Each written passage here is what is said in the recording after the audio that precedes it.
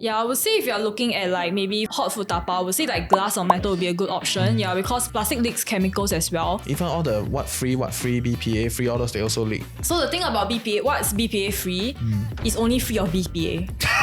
Okay, at least I got other rubbish inside. Right? Okay, Exactly.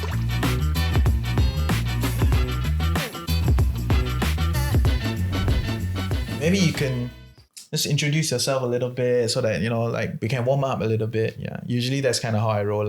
Okay, yeah. So how about you can introduce yourself a little, like what do you do? Blah, blah, blah, blah, blah, blah. Like for someone that don't know you at all. Yeah, so I'm Pamela. I founded Tingkats. Tingkats basically work with businesses to offer like sustainable options for consumers. So we create like impactful offerings with businesses for consumers in mind. So today you're here to tell me what the businesses do so that my consumers can be a little bit smarter. Exactly. I'll spill the beans. Okay. Very good. And my name is Bolong. I run a company called Solar AI Technologies. We provide zero upfront cost solar as a service models for residential as well as small commercial property owners starting in Singapore. Okay. So do you manage the supply? Like, is it do you manufacture or you're just doing the financing part of the thing? Financing, and then we work with a set of partner contractors to install the projects. But basically, to the customers, the value proposition is really like a subscription or like as a service model for getting solar on their roofs. Okay, then you make the differential from there. Yeah, exactly. Yeah, of course. You run a business, right? Of course, you need to do something. You need to make a business. And yourself? So I'm Lester, the co-founder and CEO of Gush. Gush is a very expensive paying company. That's right. Yes. Well, Gush is an advanced materials company, actually. We develop sustainable building materials that functionalizes all the surfaces around us. So one of the surfaces that we see that's biggest around here is actually our walls. And so we thought, why hasn't anyone thought about leveraging this big surface area to deliver impact? Another key surface area that we see are windows. And we also then thought, why hasn't anyone thought about using this surface area to reject heat while allowing the maximum transparency in order to increase energy efficiency? So these are just some of the solutions that we've developed over the course of the 5 years that we've been around. Yeah, so today we are here to talk a little bit about renovation, this whole sustainability thing, because it's like the talk of the town. Everybody wants to care a little bit about this whole sustainability thing. Okay, as you can tell, I come from a position that I'm a bit like, not too sure about it, right? Yeah, because for me as a chief financial coconut earner, I'm very out to care for my consumers and my listeners to try to understand, like, does this matter, right? Do I need to care about it? So today we're going to focus on this whole like environment, renovation, consumer spending, all that kind of jazz, right? And I think the first question to the floor is, what is sustainable? How does it work? How do you define sustainability? That's exactly the issue, right? I think like sustainability has been so generalized and used especially in a corporate setting to basically shape your agenda in a way that is so-called green. To be fair, initially when we first started out the business, we were really very AI focused. So we built computer vision models on satellite imagery to be able to automatically detect building outlines. And so computer vision, I think you can quite safely say, okay, it is AI. But then it's a super good point because we do actually have plans to rebrand.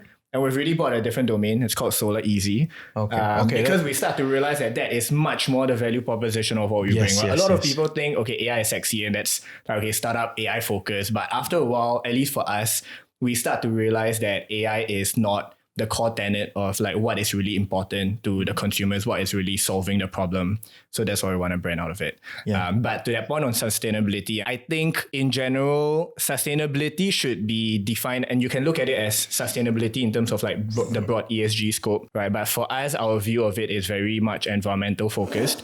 Social governance, those are all like more corporate governance related, right? And ultimately for me, I think like the core metric is really about carbon impact. And that is something that's measurable. Of course, I mean, then there's like a whole kind of like bucket of questions which arise around like how do you measure it accurately, fairly, transparently?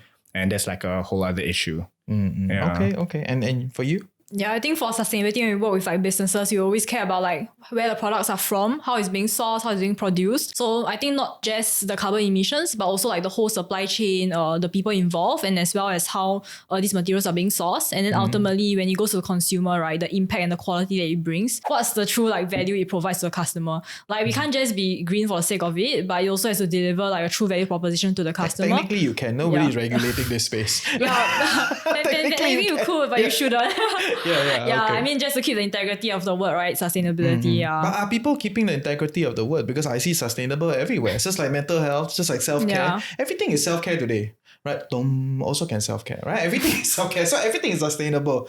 Are merchants in the space actually regulating themselves? I would say like merchants themselves, like they do have like the responsibility to be accountable because as you said, right, like consumers are being more aware. With your podcast, people are getting more educated.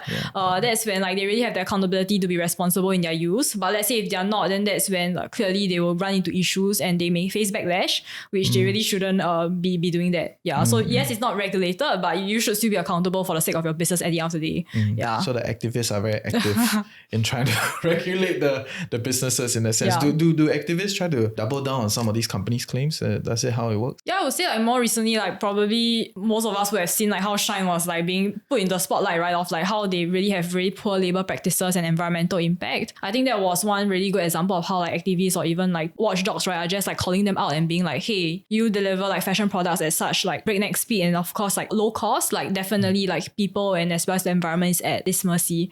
So I'll say like that's definitely like a good example of like why you shouldn't be not sustainable and of course like the pitfalls of that.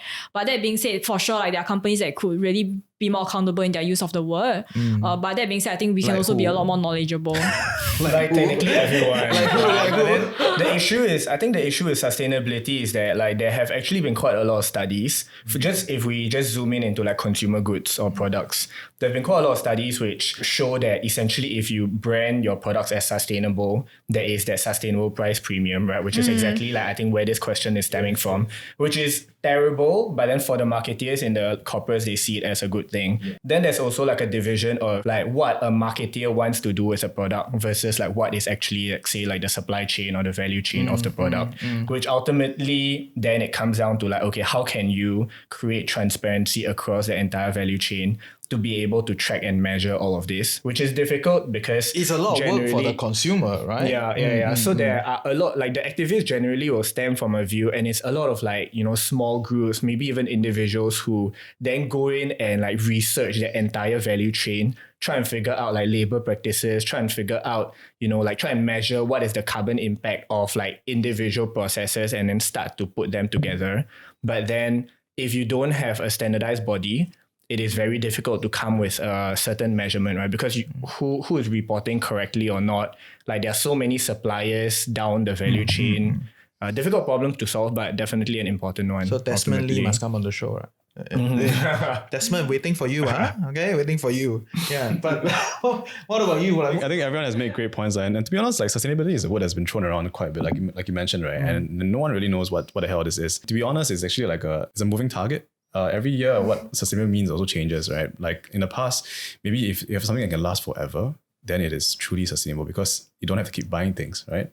These things here, plastics, right? For example, last time maybe it could be very sustainable, but now... Yeah, plastics was very sustainable. Yeah. Do you still consider plastic sustainable? Now, do you guys still consider I think plastics? there's also like a social consequence to everything, right? So then now if majority of the population thinks that plastic is unsustainable, then it will be unsustainable. To me, I think sustainability is about taking the long-term view towards consumption in order to prevent the depletion of our natural and physical resources.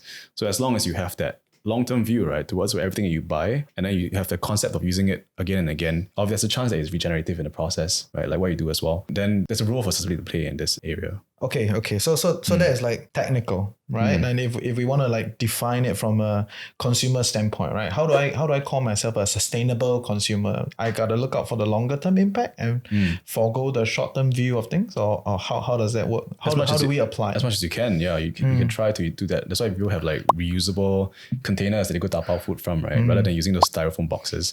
It adds up, huh? It adds up. I think sustainability is a real imbalance, right, between our human ecological footprint versus our declining biocapacity to support that footprint, right? And this demand and supply of nature is really tilted and is decreasing furthermore because of our increasing population growth and consumption vis-a-vis our reducing biocapacity to support that growth. From a human perspective, right? Again, why do I need to care about sustainability? To what Bolong said, right, in terms of the proxy as to what you measure, one of the key problems that we see, one of the key implications of sustainability is climate change, right? And climate change is because of the reckless consumption that we have, and that then leads to higher energy requirements, which then is correlated to increased increase emissions of greenhouse gases, right? And then this is the manifestation of being unsustainable in our consumption habits. So then to consumers, I guess it is about thinking about the implications of what you buy, right? If there is a long-term effect of what you have, whether or not there's additional benefits over the long run that you can enjoy from this product, rather than have it for a short period of time and then it goes to the waste paper basket.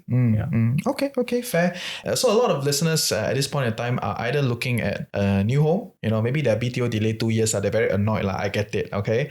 Or they are looking to like trade up their home. Right, so a lot of our listeners are at that period of time, and so renovation becomes a thing, right? And as homes become more and more expensive, renovations sound like they can also become more expensive, right? Today, I think more and more people are also looking to spend more for renovation, but we're not talking about spending more or less. I think it's about spending well. I really want to kind of find out, so how do I contextualize sustainability in my renovation process? I think there's one thing that I want to add first, which is it's quite often or quite common that the first thing that comes into mind when you think about sustainability or making your home more sustainable, for example, is a trade-off. I think a lot of people will jump to conclusions that hey, okay, if I want something to be more sustainable, it means more expensive. But personally for me, and one of the reasons why I feel so bullish about solar and quite a lot of other technologies around it as well, is that these technologies have now come to a point of maturity where there is both an alignment of environmental good as well as financial benefits, right? With solar, it's okay, the existing model in the market, sure, you pay upfront for it first,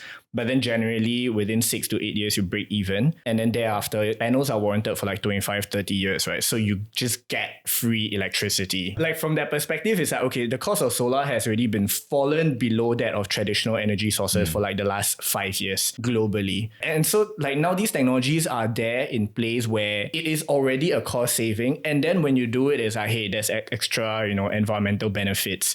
And I think that's the most exciting thing about this space. Not just solar, electric vehicles. When you switch to an EV, generally the dollar per mile compared to if you're going to a petrol station, of course, okay, energy prices have fluctuated a lot, but generally the expectation is about 60% that of if you are going to a fuel station to go and pump petrol, right? And then of course there's also benefits of less moving parts in the car, so lower maintenance costs. All of those are these examples of technologies that's hey, it just makes sense.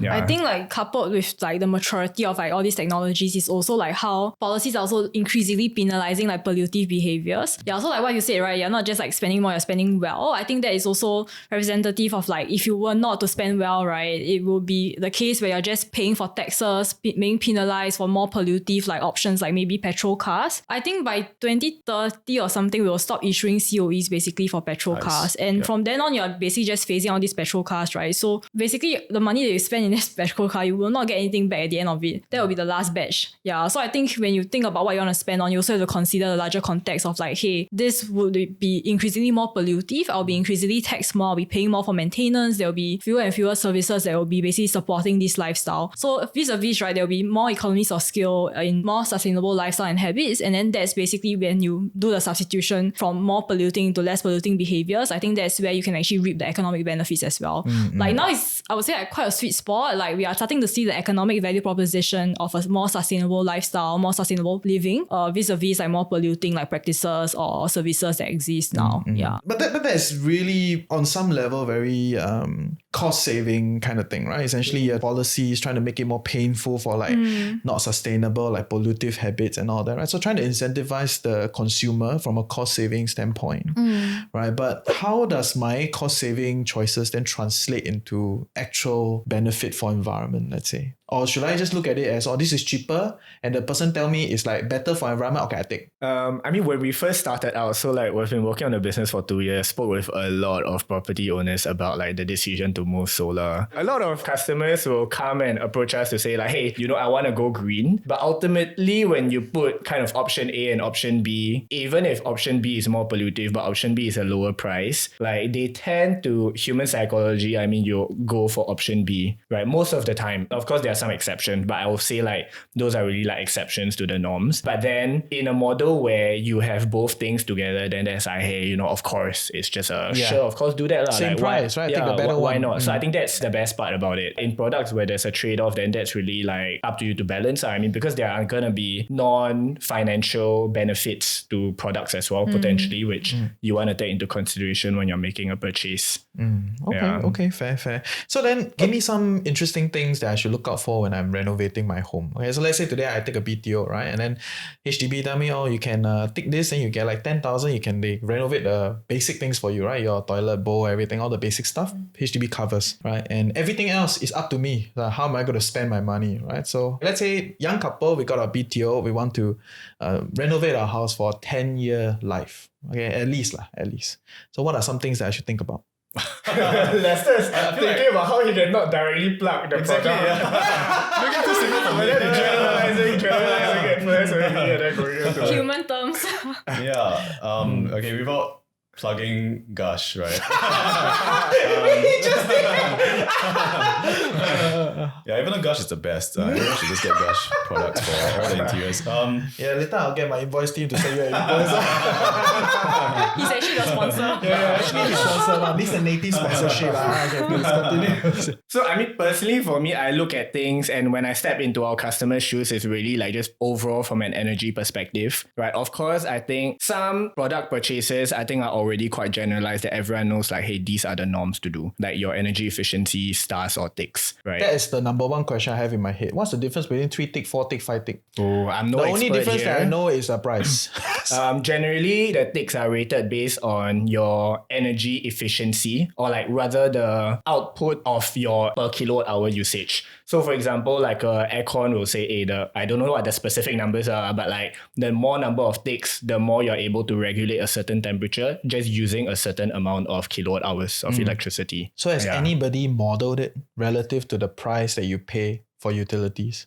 Because that's one thing that I wanted to do. I'm quite sure someone has done it. I'm quite sure I've read Personally, studies. I've not, but I would typically look at the label and be like, someone has done the science behind it and the math, right? To be like, okay, I deserve this label. And I think because like these products are also more energy efficient, they may tend to last longer as well, because those that are less energy efficient, usually like machinery is also older, the technology is less advanced, that's why it's less energy efficient. So I guess if you're really looking at a home in this climate, given that you put in a very hefty investment, heftier than other batches, right? You probably want it to last longer, which I think why people are also like investing in basically really good appliances as well. And these appliances tend to be more energy efficient or maybe even more technological advanced, such that it is also correlated with like energy efficiency. So there's no easy resource out there like this crazy guy that like put some kilowatt meter, and like just I'm sure is there someone that definitely like do you know energy somebody geeks that's that doing do those that. kind of things? So In Singapore, I don't think there is. Yeah, but okay, in China, I've heard of a lot of people who do that. Okay. Not just for appliances, but also for like the quality of the building materials that they use around us.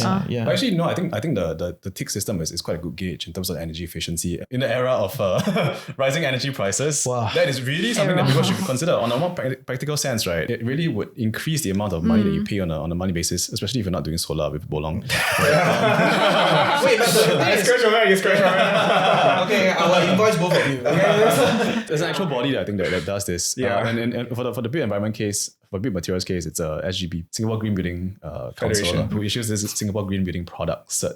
So the number of ticks correspond to energy waste management policies that you have at this factory, logistical shipments, and then also like what's the VOC level? What is the level of pollution that this creates for the interiors lah? There's also Of this course, really Gush interesting option that like Electrolux came up with, which is appliances as a service. So that's where you can actually like rent their freezers, their dishwashers, and as well as like their washing machines. So you can choose like the period they want to rent it Appliance as a for. service, like appliances. They're not stars, Skyway. So what do you mean? At least it's more human than this. Very good, I approve. Please continue. Yeah, so basically like these appliances, I think is a good option because like sometimes your appliances may really get too old to be energy efficient anymore. And you're just like holding on to this appliance that's no longer keeping up and costing you a lot of energy, as well as you say, right, rising energy costs. Yeah, so I do like the option because like you don't actually have to worry about, getting rid or disposing this piece of equipment.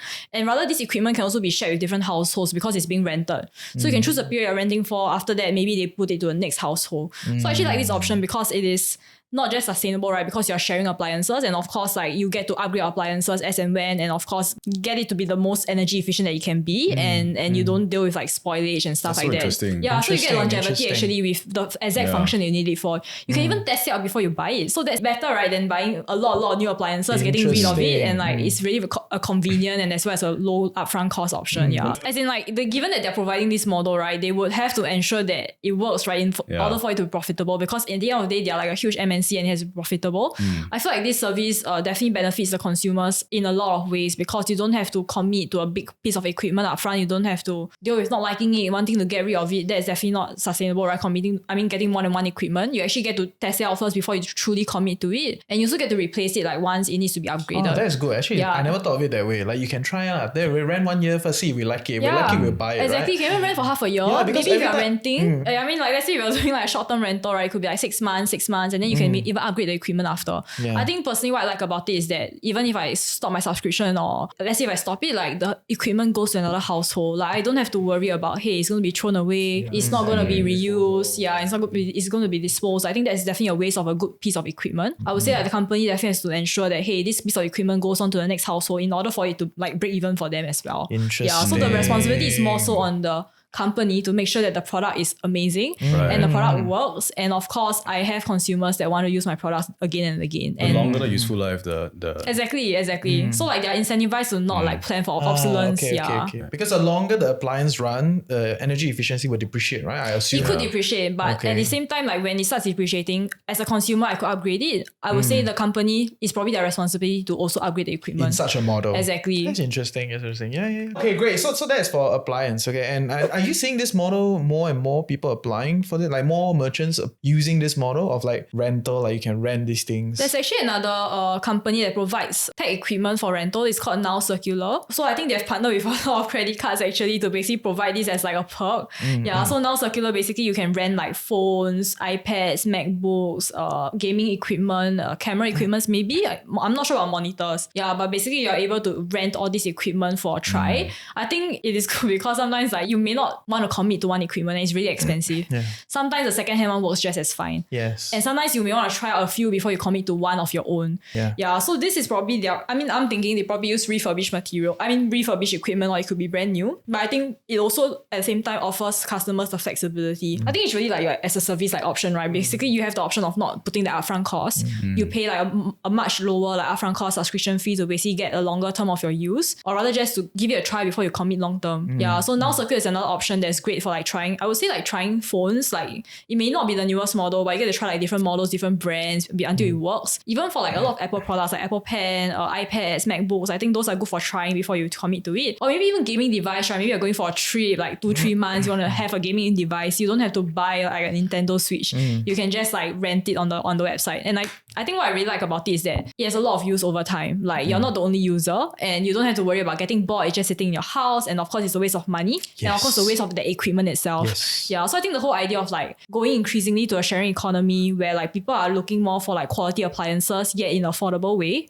I feel like all these rental options are really good. My appliances are also for rent. You want to make it into a set, right? Yeah, please email to us. Very open for this, right? So those are appliances. What about fixtures, right? Fixtures is also a big thing. And for all of you that don't know what's a fixture in a furniture, anything that moves is a furniture, right? And appliance is a subset of furnitures, right? And fixtures are anything that are like built in, right? So your cupboards, your tabletop, paint considered fixture? Yeah, I think so. Yes, fixtures. So, which is important because in the Singapore law, right, fixtures cannot be moved, right? So if I buy from you, the fixtures are inherent in this transaction. Whereas furnitures, I can move it, right? Because there are a lot of case scenarios where people remove the tabletop. It's like, wow, this marble top very nice. They thought they bought this, And then when they shift in, the guy removed it. So know your rights, okay? Fixtures are well within your rights. You can have them, right? So any thoughts? Right? Back to what I was saying earlier, and the central body which is governing this is the Singapore Green Building Council. So most products that are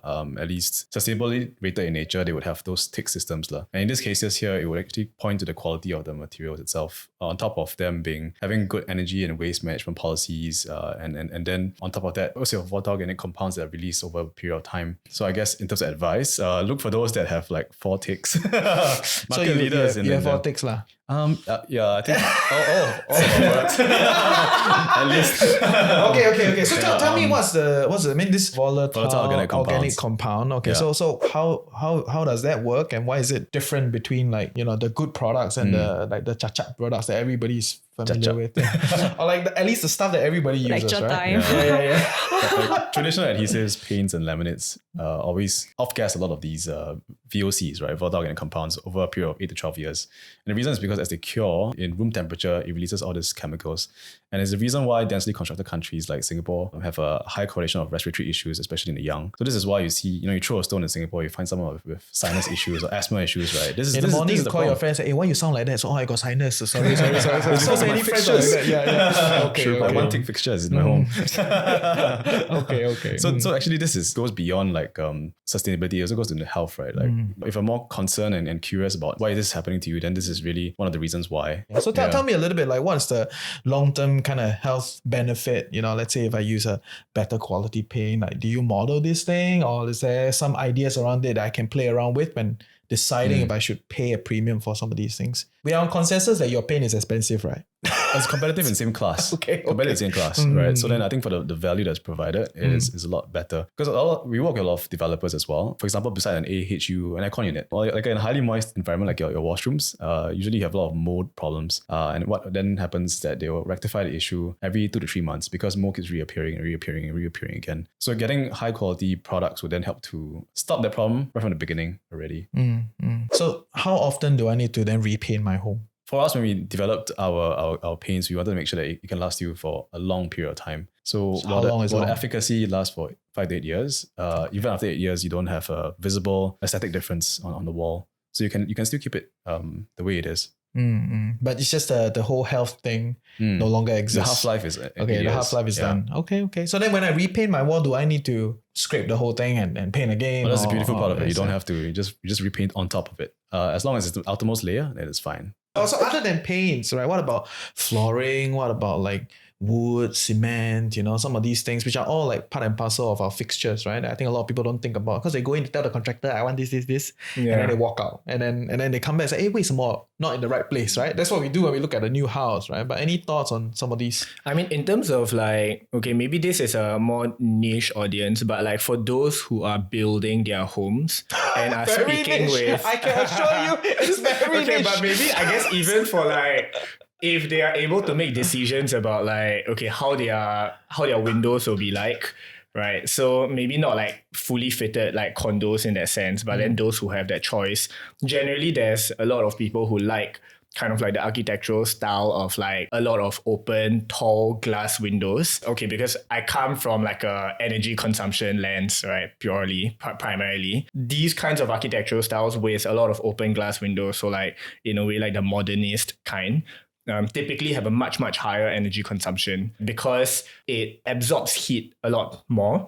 If you are able to make decisions around like the build of your house, generally having lesser windows, if you have very little like big ass windows, or otherwise you keep them, instead of having windows, you replace them with just like ventilated vents, but then use a lot more concrete in your construction. That energy impact of how much electricity you need to keep your place cool is a lot lower. Yeah. Of course, there's one other problem, which is the embedded carbon of concrete or cement, right? Which is how much carbon goes into like the manufacturing process. Like the entire concrete cement industry is a huge like carbon emitter. But then we have seen this in a lot of our clients' homes, like those clients which use kind of like a mix of like concrete and like the architectural style where like there's a lot of like natural greenery, like roof gardens or like, vines that like creep up the wall. A lot of them, even for like sizable terrace house, their energy consumption could be generally like between 600 to 1,400 kilowatt hours. So my HDB, for example, I use about like 600 to 700 kilowatt hours per month.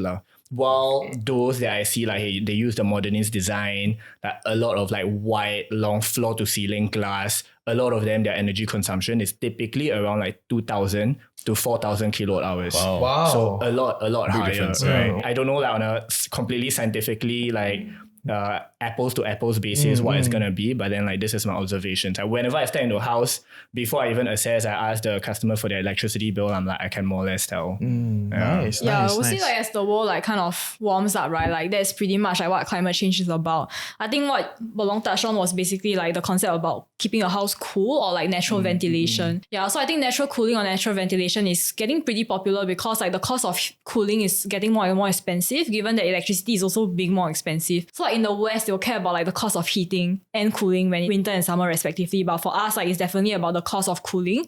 Yeah, so I think if like as you plan for a new home, right, given that energy is going to be such a huge recurring cost, and given that it's going to be hotter and hotter, you definitely want to find ways that can keep your house cool for a longer time. And I think the part about like windows is because it's not a good insulator at all.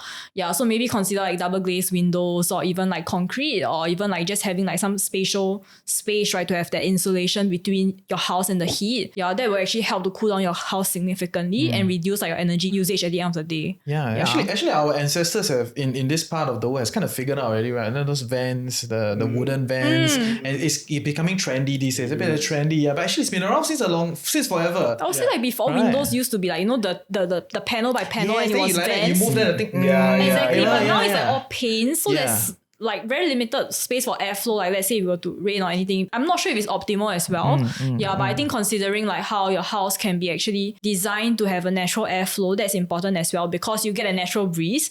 That really helps to reduce your energy consumption. Nice. Yeah, they must learn from their ancestors. I mean, they've already done it, right? And they have like a lot of little holes along the corridor. But these days our corridors are whole slab, right? So I think there are some things that we can go back to our I think roots, maybe even when you choose your house layout as well, like if the layout doesn't facilitate a good airflow, you probably know that your house is going to be very stuffy, very hot. You're going to have to turn on the aircon all the time. So I would say like, good. yeah, probably. Whatever. Yeah, Yes, so maybe if you still have a choice of like the layout of your house or your next house, right, when you're upgrading, it really could be like considering the airflow of that unit because the airflow will actually determine like how you get the natural ventilation and it can actually play a really huge part in terms of like reducing the heat in the house. Hey, welcome to the Financial Coconut Podcast Network. I'm your host, Reggie, aka your Chief Financial Coconut. And if you're loving what we're creating here, like, share, subscribe, share with your loved ones, comment in the comment section below. And yeah, we'll see you for great content on Chills with TFC. Cool. So appliance, we went through some of these fixtures stuff. Yeah, tell me a little bit about the solar panel thing, right? Because I think solar panel only for landed house. Does it matter to people that live in an apartment? Like, you know, is there something there for us? Unfortunately, like short answer is kind of no. But then generally, like the most effective way currently for you to harness solar energy is on your roof.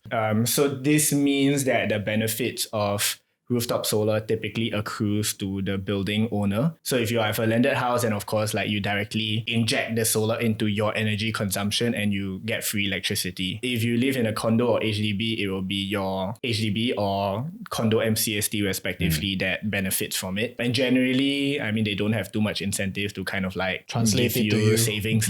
Is there some policy in Singapore that allow you to sell back the electricity from the grid? Yep. Yeah. So if you are a solar homeowner, and generally there's also quite a lot of misconception because a lot of customers will ask us like, hey, if I install solar, what happens at night? Will I lose electricity? Before I started the business, I always thought that it was like just some myth that people have that kind of misconception, but I've really had customers who asked me that before. Install batteries, that's a simple answer. Yeah, no, but you don't need to. So in Singapore, like whenever you install solar, so if your home is consuming electricity, your solar panels will just directly feed the electricity into your home. If you have more solar that's generated than your home is consuming, this automatically feeds back out into the meter. SP will measure it and then SP will pay you for it. So the funny thing is like because of the energy crisis, wholesale market rates have been extremely high, meaning like what? The retailers are buying, right? This is a price that changes every half an hour based on demand and supply. Wholesale market rates earlier this year were generally about 50 cents per kilowatt hour, even up to like 70, 80 cents. Yeah, so in comparison, SP's current rate is about 30 cents per kilowatt hour. So we had some solar owners who had a net negative $300, $400 electricity bill on a monthly basis because they were getting like a really, really high price for the part that's exported and sold to the grid. Okay, suddenly you see everybody has solar panels on their roofs. Like, No, but it's really can make it's- money, profitable. It's a business. It's really very worth it. I think as people start to trust solar, like adoption will just become higher, right? Because ultimately, if you look at the math behind it, if you look at the numbers, all the built systems, you realize that it is almost like a no-brainer decision. The only question is how early you break even on your cost. For the homeowners, we call it rent to own, where we basically just charge them a fixed monthly fee in exchange for installing, financing, and maintaining the systems on their behalf. For lender homeowners, for example, just the average lender homeowner will pay maybe $250 per month for the solar system. Their solar savings on a monthly basis is generally between $300 to $400, right? So a lot of them end up having a net $50 to $150 savings on a monthly basis, even while they are paying down for the solar system during the contract period. Eventually, someday, some of these things will translate into HDB owners, condo owners. I hope so. I'll lobby around the pool, okay? Tell your MCS team to give you something, exactly. right? But what about day-to-day living, right? So we kind of gone through some of the big things, in renovation. But how do I then consider, are there some day-to-day lifestyle choices, that I can think about before I start renovating my space? I would say consider what your current key expenses are. Yeah, because I think based on what you currently consume a lot, maybe if you guys cook a lot, then food is definitely one of your high expenses. You definitely want to find options to basically reduce wastage or to just get things in bulk in a cheaper way. Yeah, so I think there are bulk stores, for example, that allows you to shop package free. So that's one way that you can get your goods without packaging. Is it really cheaper? Yes. Okay. I think it has. Because it always make until very atas, So I feel It's very true. I've afraid seen to. some like It's that, what's that company? There's one company at Paya Lebar Square. Scoop or something, right? Yes. Yeah. So okay, I know they are definitely expensive. Yeah. Way more expensive than others, but everyone else emulate that renovation style. So I'll be like, I don't dare to go into this There shop. are actually really household options. I think those options are really franchise model. So they do look very premium and they come from the Western world as well. So that's why they have a certain perception, where things are perceived that way. But I would say just think about it, right? If you're talking about package free, what's the most traditional way that people have shop package free? You go to the wet market. Nobody thinks the wet market is expensive. Okay. Right? You can get your coffee beans package free there. You can get your dried goods package free there. You can get biscuits, your household items, your rice package free there. I always very excited when I see the biscuit store. Exactly. The then tins you can one, just right? scoop out Exactly. Tanjong Pagar got one. Exactly. Yes. So I think when you talk about cost, right, I think why it can actually be more cost savings because you don't have to commit to a big packet. I think more often than not, you're buying something, you have to commit to the standard packaging size that the packaging gives you, and you don't actually finish it all. But doesn't buy in bulk makes it cheaper? If you are going to use everything, Okay. if you're going to use every part of it. And I think when you buy from these wholesale shops, right, they are already in bulk. So you're actually enjoying the savings that they get from getting that material in bulk. And then you're just buying a bit of it. Yeah. So you're actually buying what you can actually consume at a bulk price. Yeah. So that is definitely one of the cost saving part that you can actually adopt. And it is already cheaper. It is also package free. And more importantly, you just get what you need. Yeah. So I think getting what you need is probably a good practice that you can have. In terms of their key expenses, right? If you just get what you need, probably you'll be saving a lot already. Nice. What about plastic containers? Okay, so let's say I'm kicking the can down, right? Okay, I don't take the packaging, nothing. So I still gotta bring my own stuff to go and pick it up, right? Is there some thoughts around what kind of containers should I use? Yeah, I would say if you're looking at maybe food tapao or hot food tapao, I would say glass or metal would be a good option. Yeah, because plastic leaks chemicals as well. So that I really wouldn't recommend because Even all the what free, BPA free, all those they also leak. So the thing about BPA, what's BPA free is only free of BPA. That means I got other rubbish inside, right? Exactly. So what's BPA free is only free of BPA. There are all the other chemicals that come with it that they are actually not free of, which actually still leaks when it's in touch with hot material. Yeah, so that is, detrimental. And I think glass and metal is just less reactive. So that's where I would definitely recommend those options for tapao. I think now also when you go to a food court to tapao to take away your food, they charge you for the container now. So bring your own actually makes a lot of sense because I think what I like that's convenient about it, I bring my own container, I go and tapao. I don't incur that charge. I bring it home, I'm not afraid of leakage. I can put it in my microwave if I need to heat it up. That was where my head went. It's like, immediately just put it in. I just put it in the microwave and I heat it up. I don't have to like be concerned about like heating up a styrofoam box, which you shouldn't. And I think that is I hope you know you shouldn't now. So that's some of the convenience I would say that come with it. I would say this lifestyle kind of comes with like both cost savings, convenience, and as well as health benefits, or rather like just mitigating health risks in general. So that's probably another thing that they can adopt. You bring your container if it's bigger, so then you'll fill up the Tasai fund to fill up the container. It's true. That's the life hack. That's the Slightly bigger like glass containers. I like to like top up my drink in a tumbler, and always the uncle will be like, oh, I help you top up to the brim, then they feel very happy about it. I also feel very happy about it. They feel very proud of themselves, like, right? I get it. Because a lot of these merchants, when they sell you things, they're used to the standard size, right? But when you bring them a container that's irregular from their standard size, they're like, how much should I put? Yes, exactly. Sometimes they're just like, just give me one portion. But so far, it's been very encouraging. Like, they'll be like, oh, I really like that what you're doing, so I'm just going to top it up to the brim for you. And anyway, the cup costs them. So if it's going to cost them and they're nice enough to return that cost savings, that's great for you. Otherwise, you basically escape, right, the 10 cents, 20 cents, 30 cents charge. And I think that all piles up if you're going to be eating out often. So there are options whether you're cooking or whether you're eating out, like ways that you can basically make it like money saving as well. Nice. Okay, any other things in closing for renovating a new couple trying to set up their own place? I would say that maybe just some rule of thumb, like really just consider like what's the budget that you have for renovation, and of course how long you intend to stay in that space, because with your budget and how long you intend to stay, right, you may actually really be able to find a good fit between like what's sustainable, what's economical, and as well as what gives you really good benefits in terms of health, and of course further benefits in terms of the environment. If you want something that lasts really long, it's likely going to be a more quality option as well that you're paying for. So I think just be prepared for that.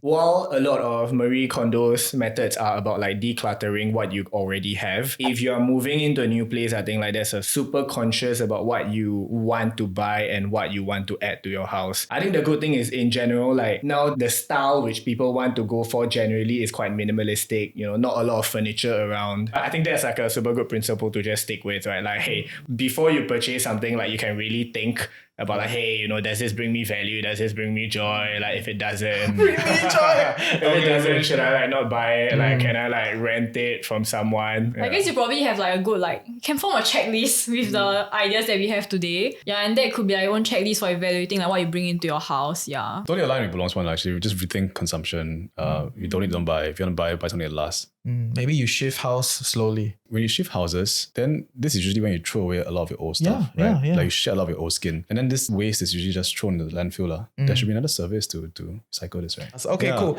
Last question that I have for you guys, right? So if let's say as a stereotypical Singaporean getting a stereotypical BTO with a general idea of the cost, and then if I want to live this very sustainable like way of life based on all the ideas that you guys were talking about, what would be the price differential?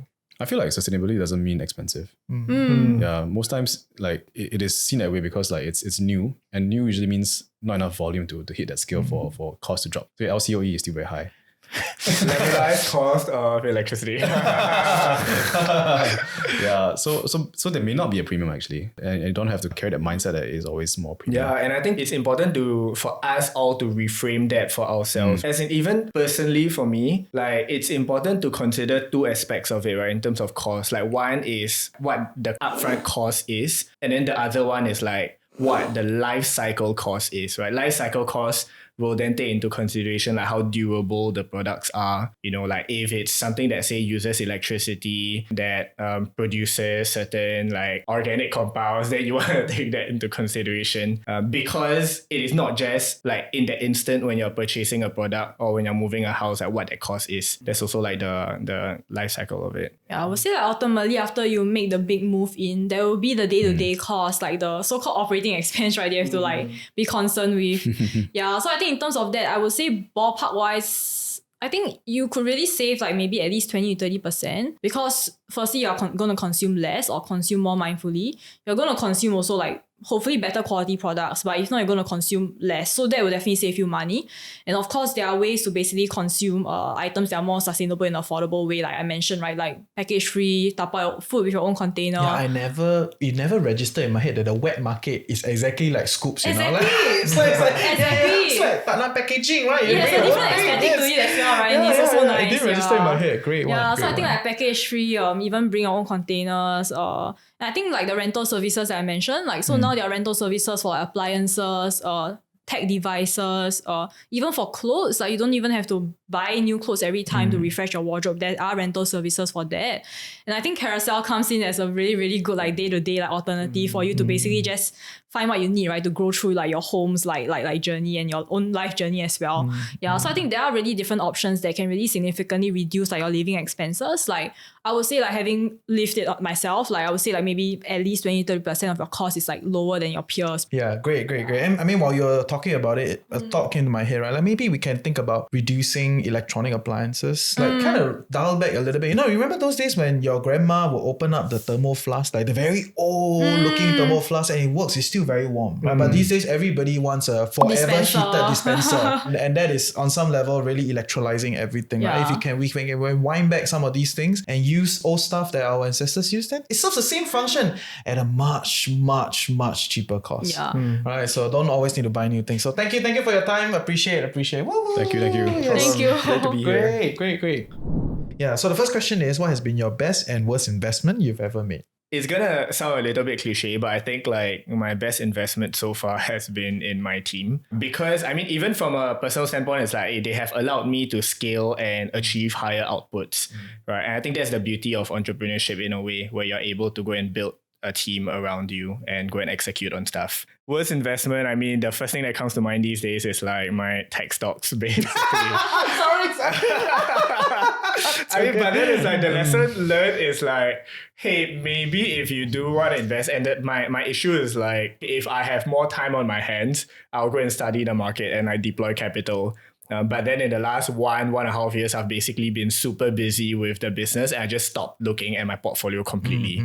So I don't know how many percentage like lower it is at this point in time, but I can imagine it's quite bad, right? When my parents will tell me like this ETF, this stock they have put it is like 60% down. I'm like, okay, Daddy's not gonna trust you with like tech stocks anymore. Okay, what is one thing under $100 has been a game changer for you? This has been very good. Like it's glass, so I refill it. I've been using this for like last 3 years now, and I wash it every. You don't need to. Okay. I wash it, right? You don't need to clarify that. Yes, I already assume you wash it. I drink probably like 3 or 4 of this every day, so it keeps me super moist and hydrated. I never knew like moist process such a thing that people would use on themselves. Like these days, like when you're dating app, right? You say moist. Okay. Wow. Great. Last question. One place you learned that you think it's underrated. For me, like Carousel comes to mind because I think it is an app that I kind of like really just, I mean, helps me settle most of the things I need to get, like be it sportswear or like golf gear or like maybe even electronics. Being able to like put my things back into the marketplace and also like fulfill my needs from the marketplace as well at a discount. Yeah, I think that's a place that I do refer to like quite often. Like if I need like new gear or if I need to like basically get rid of stuff. Hashtag to bless. Right? Yeah, actually, when we talk about bless, I think Olio is another one. Yeah, so Olio has been really useful for like blessing things. Like I think one weekend I gave away like 30 items and like my house was just like significantly like decluttered, and it felt good like being able to bless things away, and they just pick it up from your house, super convenient. Yeah, so I'll say like that's also like a good find. Amazing. Okay, thank you all for your time. Thank you. It's been fun. Awesome. So thank you.